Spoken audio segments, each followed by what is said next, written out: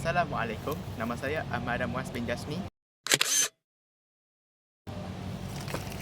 Saya Muhammad Azhan Zamani bin Muhammad Zamzarini. Saya Fayad bin Azhar. Hari ini kita bukan sekadar bercakap tentang peta, tetapi tentang perisai negara kita. Kita akan menyelami ketiga-tiga medan kedaulatan, iaitu udara, air dan juga daratan. Ketiga-tiganya bukanlah ruang kekosongan, tetapi merupakan medan perjuangan yang penuh dengan cabaran keselamatan. Dan yang paling penting, kita akan mengkritik bagaimana bersaing, bagaimana konflik global dari persaingan kuasa besar ke krisis sempadan akan menjejaskan terhadap negara kita. Pertama, ruang udara. Kau nak tahu tak, udara kita ini dipantau oleh Flight Information Region ataupun MIFR. Isu yang paling panas dalam ruang udara ini adalah pencerobohan ruang udara. Contohnya, pada tahun 2021, Malaysia dikejutkan dengan kehadiran 16 pesawat Cina ataupun MPA AAF yang menghampiri ruang udara Malaysia Sarawak. Ini menunjukkan bahawa kewaspadaan Malaysia terhadap sebarang pencerobohan ruang udara daripada pihak asing.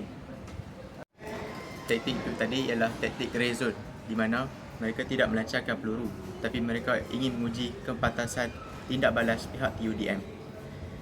Ini menunjukkan bahawa pihak China ingin menguji kita. Jika kita tidak memintas mereka, mereka akan menganggap bahawa pihak Malaysia lemah. Implikasinya, pelanggaran di antara kapal-kapal komersial seperti Air Asia dengan kapal-kapal lain adalah sangat tinggi. Jadi kesimpulannya, udara ialah barisan utama pengintipan. Jika kita tidak mempunyai kecanggihan radar yang tinggi, maka kedaulatan kita di udara boleh dicabuli dalam sekelip mata sahaja. Kita beralih kepada isu ancaman yang kedua, iaitu kawasan perairan.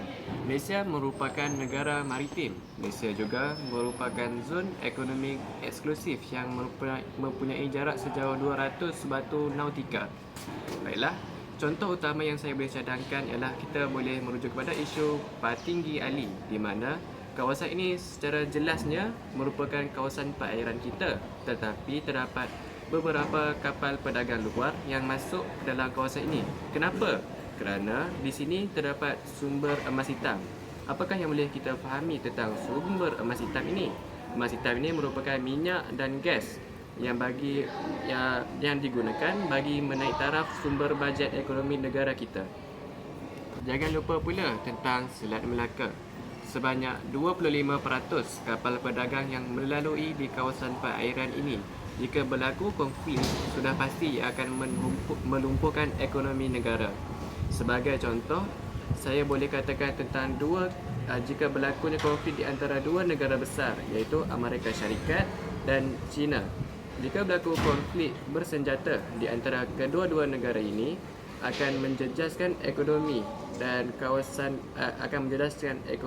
dan mengganggu negara kita dari segi sumber pendapatan. Sebagai contoh, jika pedagang luar takut untuk berlabuh di kawasan pelabuhan Kelang, sudah pastinya ia akan meruntuhkan sumber pendapatan dan ekonomi negara kita. Seterusnya kita akan masuk kepada daratan.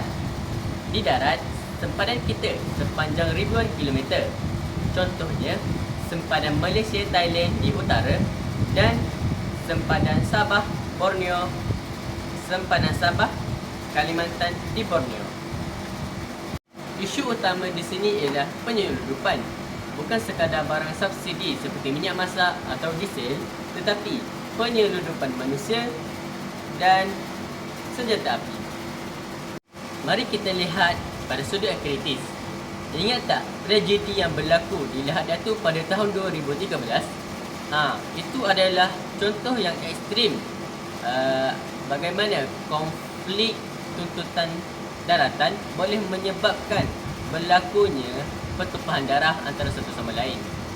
Selain itu, Contoh di negara jiran pula seperti Myanmar yang menyebabkan gelombang pelarian Rohingya masuk ke sepadan negara kita. Ini menyebabkan implikasi sosial kerana lambakan pendatang asing yang datang tanpa izin akibat konflik luar akan menyebabkan tekanan terhadap sistem kesihatan dan keselamatan domestik kita.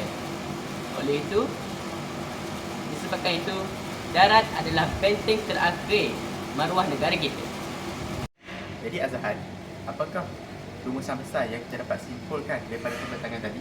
Baiklah Adam, saya akan terangkan tentang implikasi konflik ini.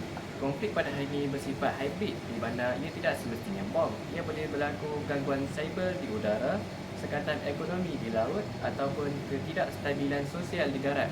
Oleh itu, Malaysia perlulah mengekalkan negara berkecuali tetapi perlu tegas. Implikasi yang paling ngeri jika kita gagal ialah hilangnya hak kita untuk bebas bertindak. Negara kita akan terus dipijak dan mengikut terunjuk pihak luar jika pertahanan kita yang lemah. Ya. Kesimpulannya, kedaulatan adalah amanah kita. Kita telah belajar bahawa udara, air dan darat saling berkait. Kami berharap video ini dapat membuka mata penonton bahawa keselamatan negara bukan hanya tugas tentera sahaja, tetapi kefahaman kita semua. Fakta telah kami bentangkan, analisis telah kami kupas. Harap info ini dapat anda terima dengan jelas. Kedaulatan negara, tanggungjawab bersama. Sekian, terima kasih.